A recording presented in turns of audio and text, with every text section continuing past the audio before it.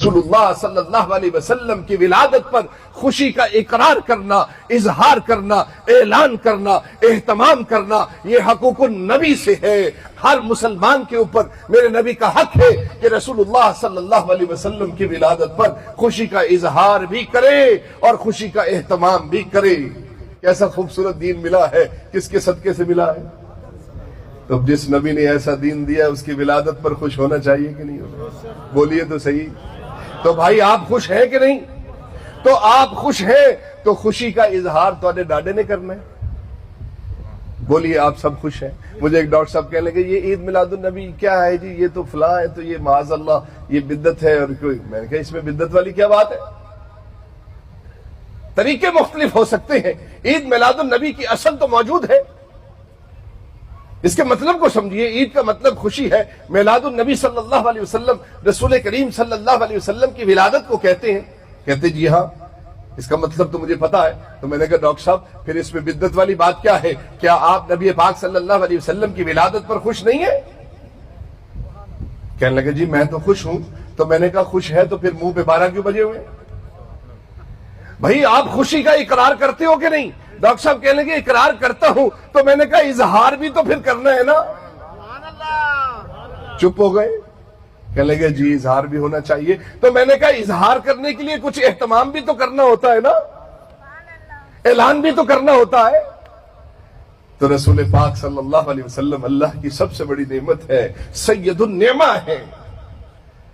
تو جب اپنی زبان سے کہہ رہے ہو کہ میں خوش ہوں تو بھائی اس کا اظہار بھی کر لیجئے، اہتمام بھی کر لیجئے۔ طریقے مختلف ہو سکتے ہیں، لیکن رسول اللہ صلی اللہ علیہ وسلم کی ولادت پر خوشی کا اقرار کرنا، اظہار کرنا، اعلان کرنا، اہتمام کرنا، یہ حقوق النبی سے ہے۔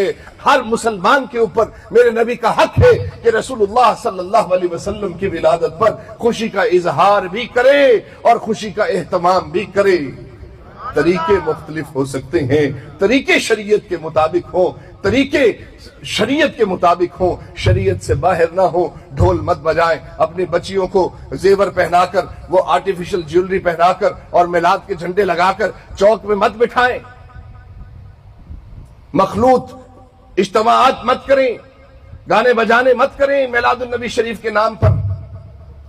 بابڈا کی کنڈیاں لگا کر میلاد مت منائیں، اپنے پیسوں سے منائیں، شرعی طریقوں سے منائیں۔ یہ بھی تو میلاد ہو رہا ہے۔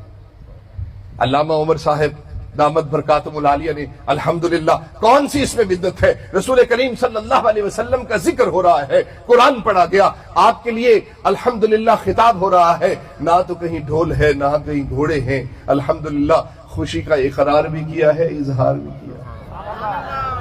تو اس میں کون سی بدعت ہے؟ اس کو بحث میں لانے کی ضرورت ہی نہیں۔ بڑے بڑے فلاسفر تو بن گئے، انٹرنیٹ آ گیا، بحث کر کر کے حضور کی ولادت پر خوش ہونے سے بھی ڈرا دیا۔ کیسے مسلمان ہیں جن کا کلمہ پڑھا، جن کے وسیلے سے قرآن ملا، عزت ملی، اللہ کا قرآن اور اللہ کا اذن ملا، اور اللہ کی شان و عظمت کا پتہ چلا، اللہ کا نام اور توحید کا پتہ چلا، اس نبی صلی اللہ علیہ وسلم کے آنے پر خوش ہونے سے بھی ڈرا دیا۔ بھئی غلط طریقوں کی مذمت کریں، آپ کو منع کیا ہے، لیکن جو صحیح طریقے ہیں حضور کریم صلی اللہ علیہ وسلم کی ولادت پر خوشی کے، بھئی اس کا تو اظہار کریں، اس کو تو اپریشیٹ کر دیا کریں۔